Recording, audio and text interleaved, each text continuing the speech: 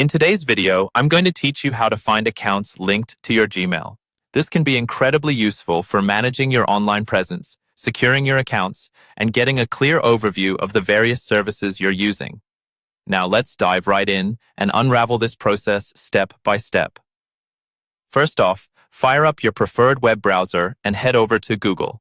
In the search bar, type in "How to find accounts linked to my Gmail." This search will guide you to several resources and instructions laid out by Google, but today, we're focused on a streamlined method to ensure you're accessing comprehensive information efficiently. After executing the search, you should see a list of results. Look for the most relevant guide or link that promises to walk you through this process. Generally, the top results manage to capture the essence of what you need. Click on the link, and it should take you to the Google account settings. Once you are in your Google account settings, look for a section labeled Security. This is where you will typically manage and review the linked accounts and connected apps. Selecting the Security tab will open a range of options related to your account's privacy and associated applications. Now scroll down until you find the option that's labeled Third-Party Apps with Account Access. Click on this and you'll be presented with a list of all applications and websites that have permission to access your Google account. It's crucial to periodically review this list, as it helps in identifying any unauthorized access or inactive connections that are no longer necessary.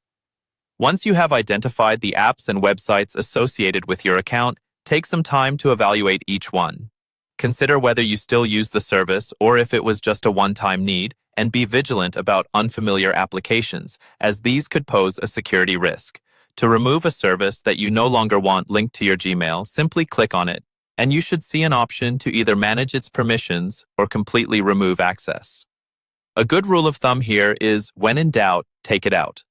If you don't recognize an app, revoking its access is a safe way to protect your information.